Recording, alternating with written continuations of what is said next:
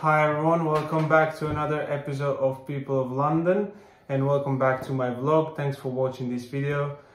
Today I have one of my friends here, his name is Lazar. Hi Lazar. Hi everyone. Thanks for coming on the show. Thanks for having me.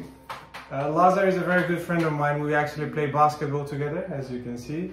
And recently he has done some quite exotic experience and traveling abroad, which I kind of liked a lot. So I thought I'd get him on the show to share his experience with you.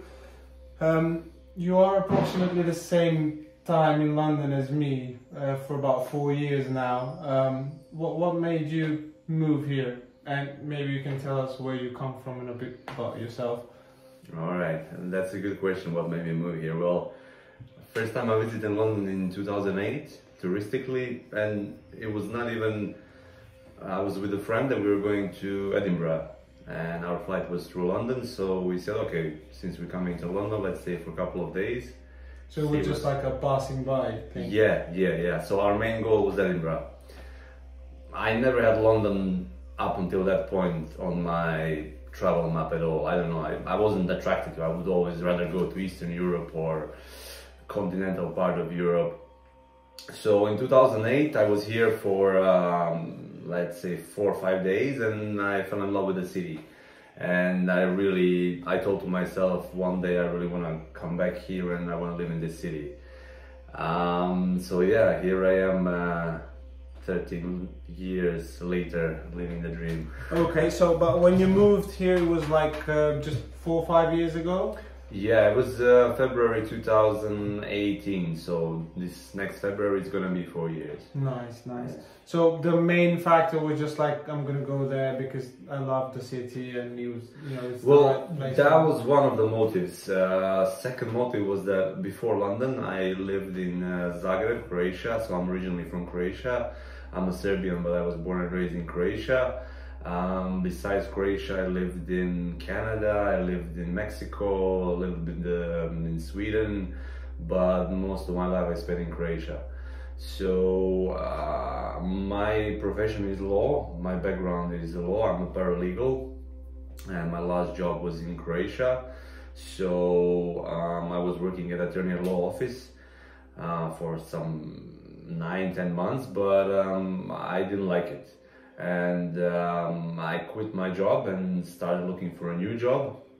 It proved to be a mission impossible. So after 3 or 4 months, my brother, who was at that time living in London, he said, okay, stop fucking around, come to London, I will find you a job here. And smart man, good brother. Yeah. That's what I told to my brother as well, but he's not yet here, as you can see.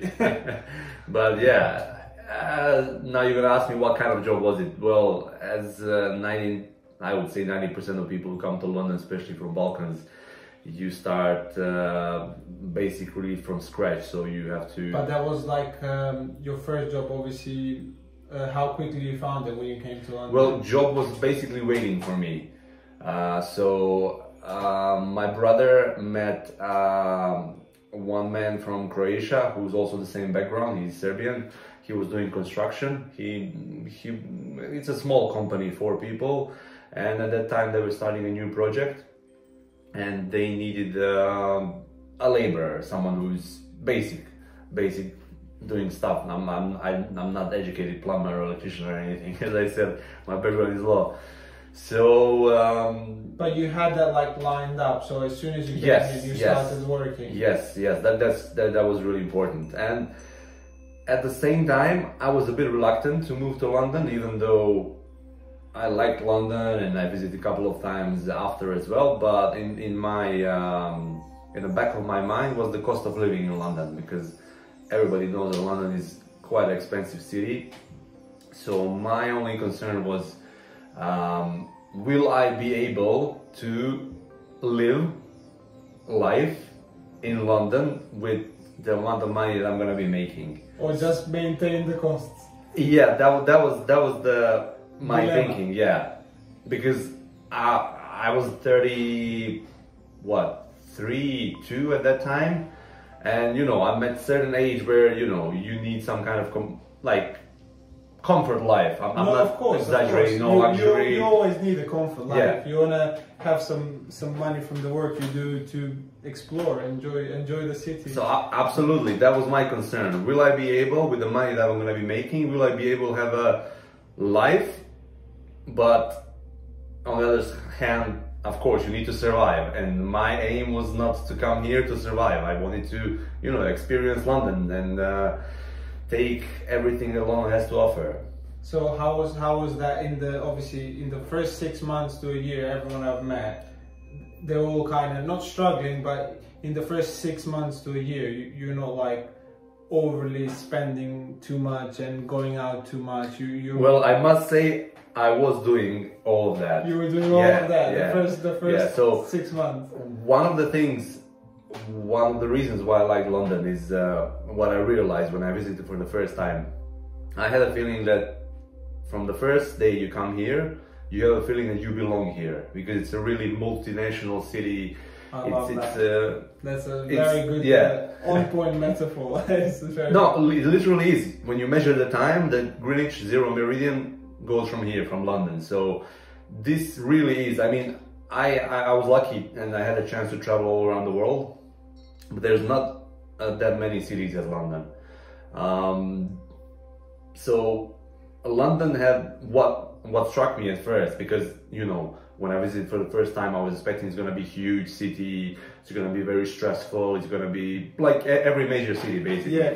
But in London, I had a different kind of vibe. Yeah. I had a really, you know, people are extremely polite, and when you sit on a metro, you can meet nations from all over the world, you can meet people from all over the world, and I kind of really like that vibe.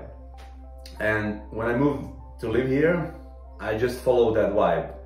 And money was actually not an issue, because in London there's so many things for free that you can do, amazing things, museums, exhibitions, parks, and the best thing that something is always happening here, and it's impossible to get bored, and everybody, no matter what kind of interest you have, you will find your place in London, you will find your crowd.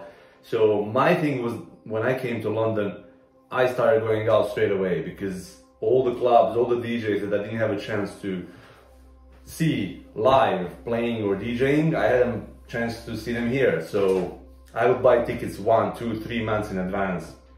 Sometimes it would happen, so the parties will usually be Fridays, Saturdays, Sundays. Sometimes it will happen, I book a ticket 1 month in advance for a party a Saturday. Then in the meantime, there's another party even better than that one on Friday. So I would go on Friday and on Saturday. Obviously, but of course, is prior COVID, in normal times, in normal circumstances, of course.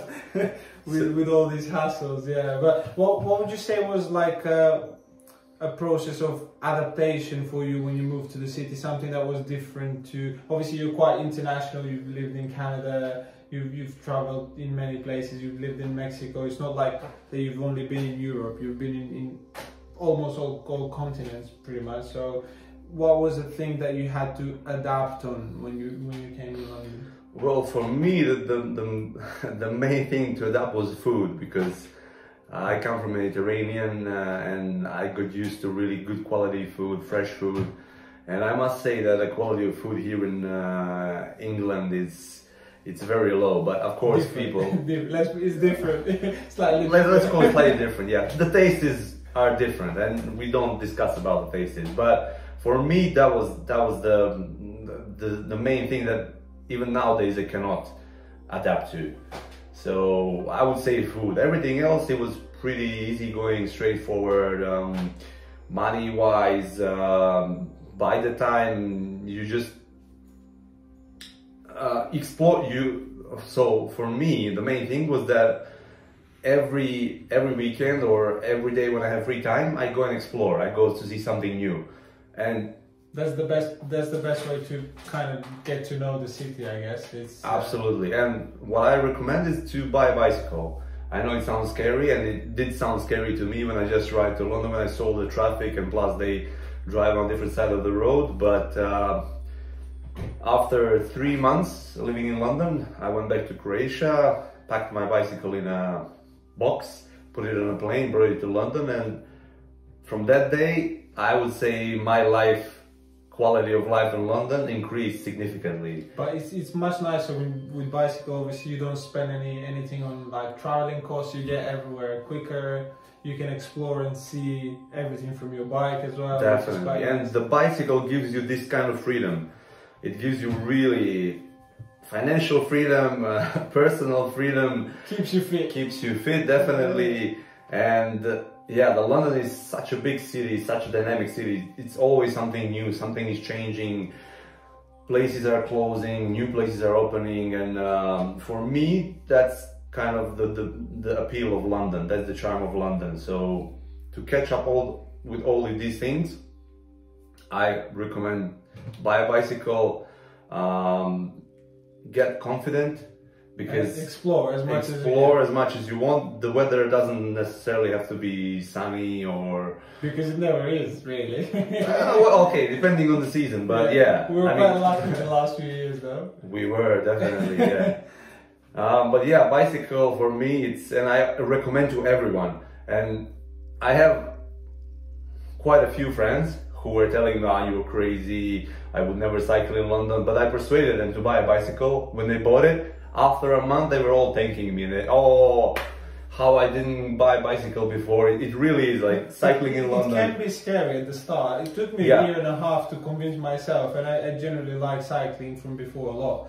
And then since I got the bicycle, obviously, financially, it was a great impact, and time-wise, because obviously you save a lot of time when you go with bicycle, even like commute to work with bicycle. Yeah, there's a thing as well. On some distances, you get faster on your bike than on a tube or let alone bus. Yeah, and it's free. So I mean, bike maintenance is like what? Sometimes you get a flat tire in the year. But yeah, it happens. But compared to what you spend on public transport, no, you can't compare. You can't compare. Yeah. So recently you went to Russia. That was something that I was really keen on to know a bit more about, and I think I've rarely met someone who went in Russia and went on to the mountains that you did as well. Yeah. Can you tell me a bit more about that? How did you decide to go to Russia and do that thing? Because it's quite extreme what you did there. Oh, yes and no. So it was not my first time going to Russia. I've been to Russia many times before. It's one of my favorite countries. And this time, on this occasion, I went to climb the highest mountain in Europe, Mount Elbrus. It's that's what I meant by extreme. I mean, it's not probably extreme just to go in Russia. No, depending where you go, yeah. No offense on Russia, but yeah, for the mountain I meant. Yeah, for the mountain. So it was a 7-day expedition. So a background of the story: I love mountains, and I do. So my aim is to climb at least 1 or 2 mountains per year, and usually I do it in summer or in spring when it's a nice weather. Up until now, it was mostly mountains in Europe. So it was I summit highest peak in Bosnia and Herzegovina. Then for preparation for Elbrus, I did the Mount Olympus in Greece. Then I did a few years ago highest peak in Slovenia, Triglav. So it was all mountains up to 3,000 meters high.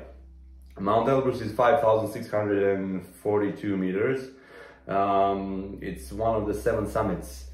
So 7 summits, it's a project, 7 highest peaks of every continent in the world. So in Europe it's Elbrus, in Asia it's of course Mount Everest.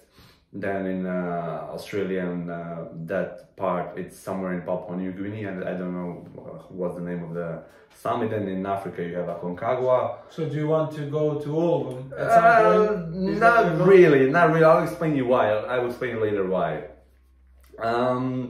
So I had this, let's say, a plan, a wish to conquer Mount Elbrus. Well, conquer, it's not maybe the right word, let's say to ascend to the summit. Why Elbrus? Well, it's financially the most affordable summit to go to. For example, if you want to go climb Kilimanjaro in Africa, which is quite popular and Instagrammable, you have to pay $1,000 just for the permit to climb the mountain. Wow, Yes. I didn't know that. Yes, That's, yes.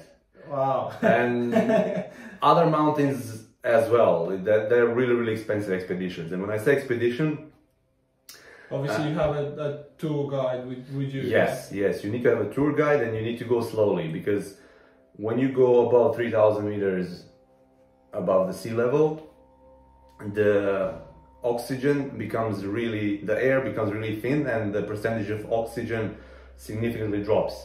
And So basically, your breathing is going low. yes, you're breathing, you basically trying to catch breath all the time. You're struggling to breathe in a sense. In a sense, yes. Plus, there is a thing called altitude sickness, which kicks in after 3,000 meters because of the high pressure, the low oxygen. So it's very important to do acclimatization before ascending the peak. So every how time, did you manage this part of the process when you were there? that was the easiest part. That was the easiest part. It turned out in the end. So we did acclimatization for 6 days. We started from 2,200, so we were sleeping in a hotel in 2,300, and every day we would go to conquer a different peak. It would be 3,400 in Mont Chaget or 3,500, just so your body can acclimatize. So how long was the whole? Was it 7 days until you get to the 6 top? days of acclimatization, the 7th day is the push to the summit. Yeah. Wow, that is some commitment.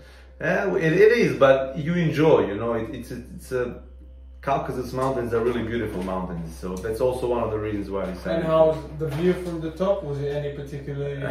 The view from the top was non-existent, because when we went there it was thick fog. We had a nice weather, but nice weather, it's a relative thing when you're up in the mountains. So we were lucky because the winds were not that strong, and there were no snowstorms. But the view, yeah, that was kind of, I would say, disappointment, because you had different expectations.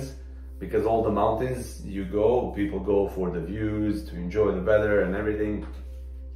But this last day, the last summit, when we went from 3,900, where the base camp was, to 5,642, it was one of the worst days in my life, actually. And to be honest, I don't know if I would do it again. Hard experience then. Yeah, very, very much. I mean, I did preparations, but you can't prepare.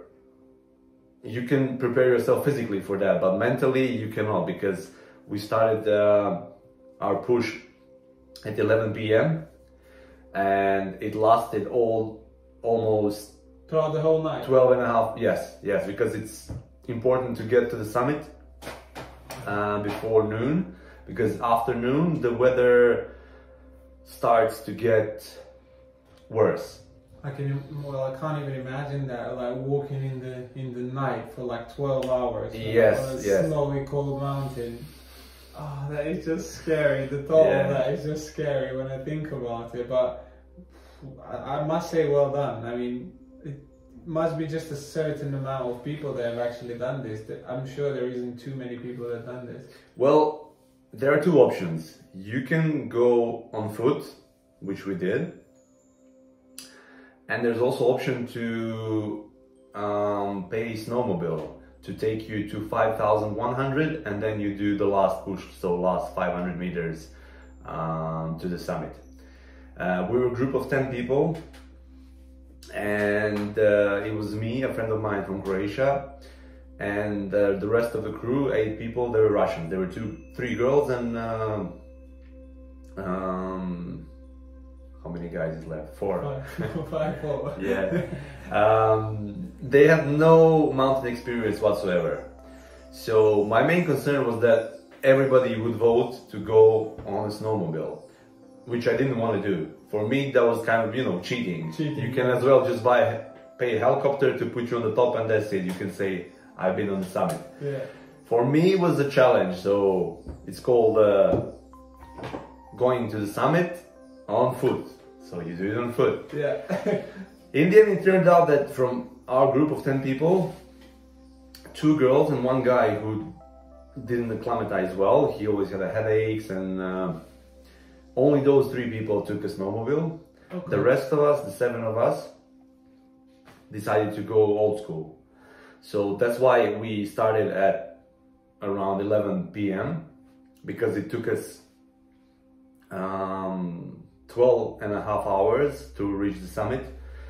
Whilst them, they slept till 4 or 5, and then they just took snowmobile 1 hour to 5,100, and basically we were there at the point which was called Sedlovina, which is in between 2 peaks where you start the final push. So basically it was around 9 a.m. when we started the ascent, almost the same time as they did. After the short break, we're back. So you were telling me about the condensing when you're coming back from the summit, or? So we're, I was saying that we were almost at the same time when the rest of the crew, the other 3 people arrived, yes.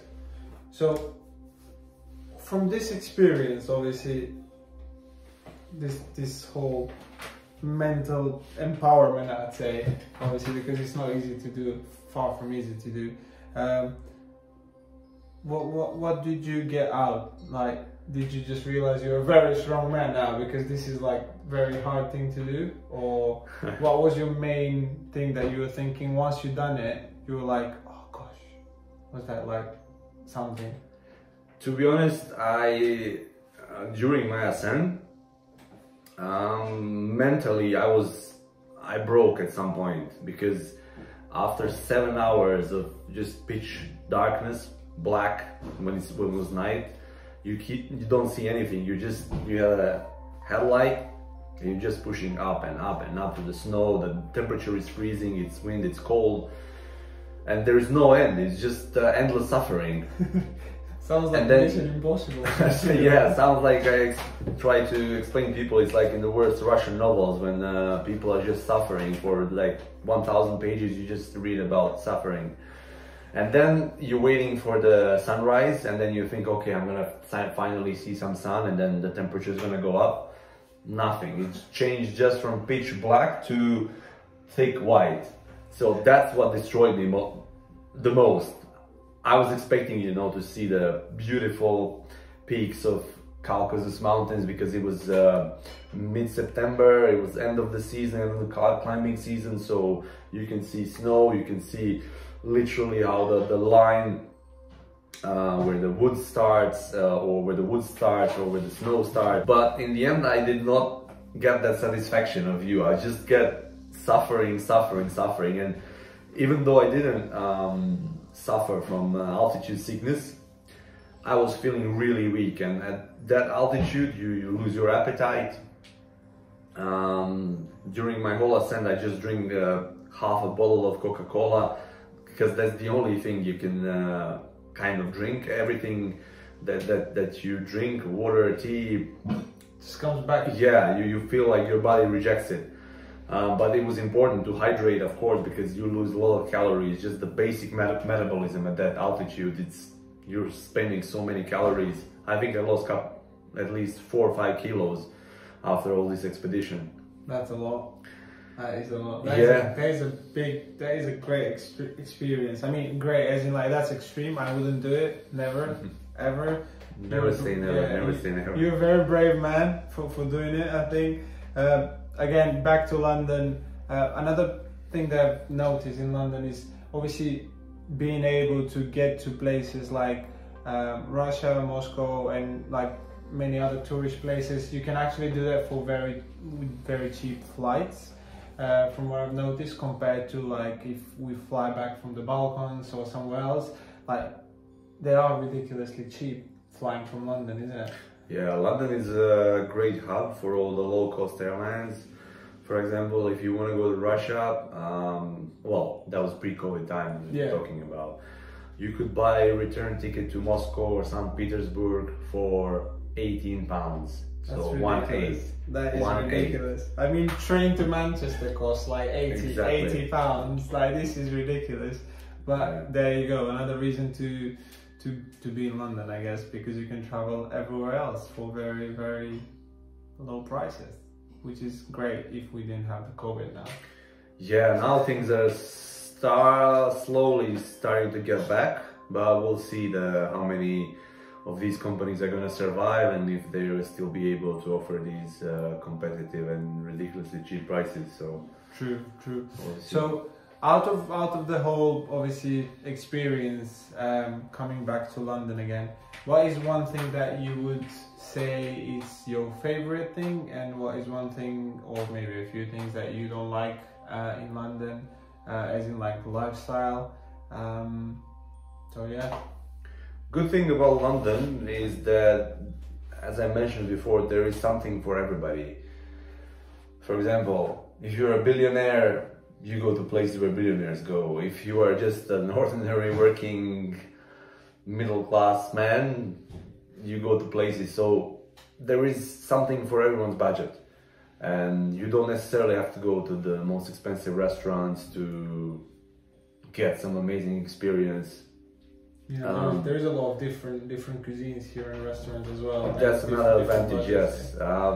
As I said, there is something for everyone's taste. So there is a variety of choices in not just the cuisine or the shops where you're gonna buy or the museums where you're gonna go. It's everything, music-wise, theater-wise.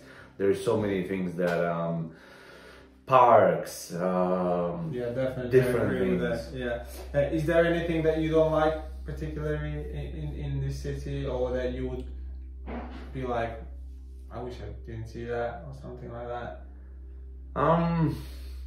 There are those things, but you kind of try to avoid them or forget about them. So particularly, I don't know, at this point, besides quality of food, in my opinion, disadvantages, well, price-wise, the cost of housing here and transportation, or it's too high. The rent is too high, isn't it? Yeah, the rent-wise, you never get the value for money. So the amount of money that you spend here for renting a one-bedroom apartment, in some other city you can rent a whole house. But I would advise to everyone not to compare prices with housing prices with the other cities, because you would just get depressed, and yeah, that's London. Yeah, but the fun obviously is in this city, and everything you just mentioned before is here. So whatever happens in the world, it happens here, I would say, the first. And absolutely. Yeah, absolutely.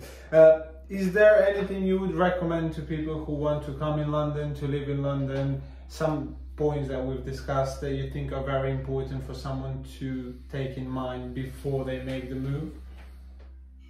Well, like every big city, it's very, very dynamic, and it requires a lot of energy. So I'll recommend to people, if they plan on moving here, to move in their early age, in their 20s, when they are peaking, when they have lots of power, when they don't need to sleep a lot, because this city is kind of like big monster that sucks your energy.